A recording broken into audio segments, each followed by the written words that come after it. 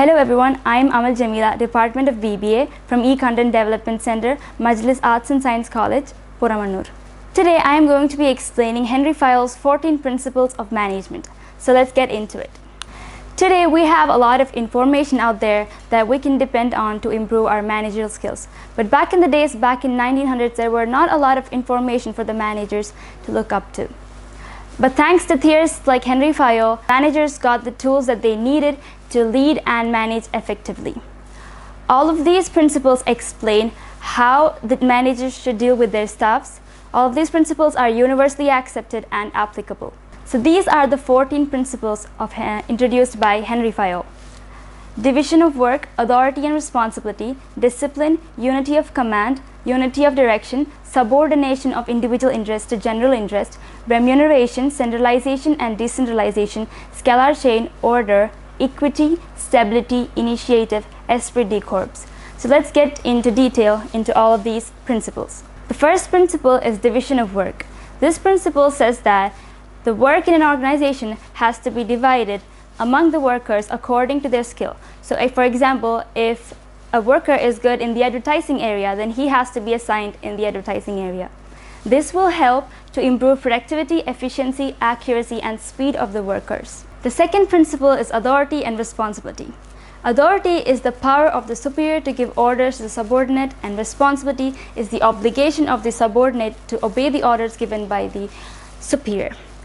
Henry Fayol says that there must be equal balance of authority and responsibility in an organization. This is because if the authority is more in an organization, then the manager might misuse his power. And if the authority is less in an organization, then the subordinate might not be able to complete his task successfully because of lack of orders from the superior. The third principle is discipline.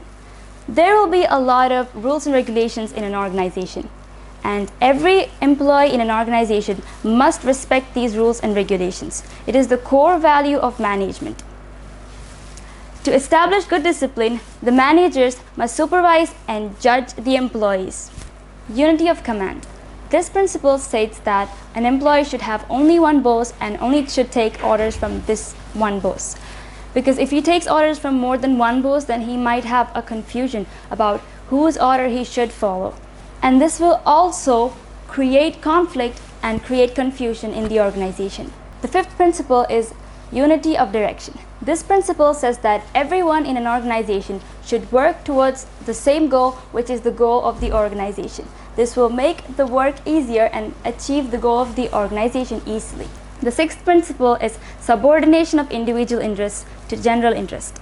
In an organization, people will be coming from different backgrounds and different places, and they will have different personal interests.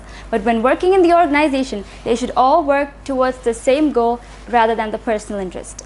If not, then the organization will collapse. This will help the company to become successful. Remuneration. Remuneration is the price that is given to the employees for the services they have been providing for the organization.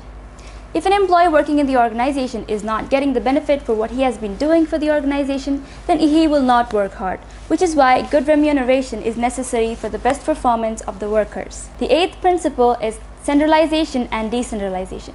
When an organization is centralized, the power stays in the top management, and when it is decentralized, the power is transferred to the lower level of management. An organization cannot be completely centralized or completely decentralized, because if it is completely centralized, then the subordinates will not have the power to carry out their duties. And if it's completely decentralized, then the superiors will have no power in the organization. So there should be an equal balance of centralization and decentralization. The ninth principle is scalar chain. Scalar chain is the formal line of communication in an organization.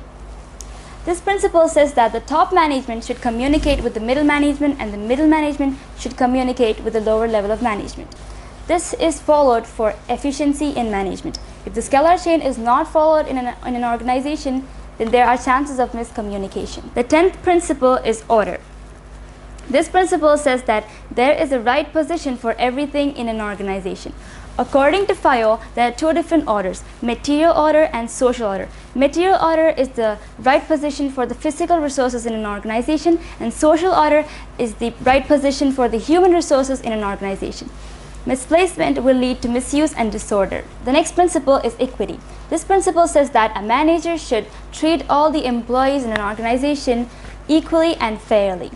There shouldn't be any partiality. A manager shouldn't be biased of any employee in the organization. This will create loyalty and commitment in the employees towards working for the organization. The next principle is stability of personnel. The employees in an organization should feel like their job is secure and stable. If not, they will not work as hard for the organization, and that will lead to inefficiency in the working of the personnel and will affect the success of the firm. The 13th principle is initiative. Every employee in an organization should be ready to make their own plans and execute it, and the managers should encourage them to do so, because being initiative gives satisfaction to the employees and brings success to the firm. The last principle is esprit de corps. This is a French phrase which means common spirit. The managers should create unity, and all of the employees in an organization should work as a team. Developing trust and mutual understanding will lead to a positive work environment, and a positive work environment will eventually lead to attaining the organizational goal. I hope you've understood these 14 principles given by Henry Fayol. Thank you.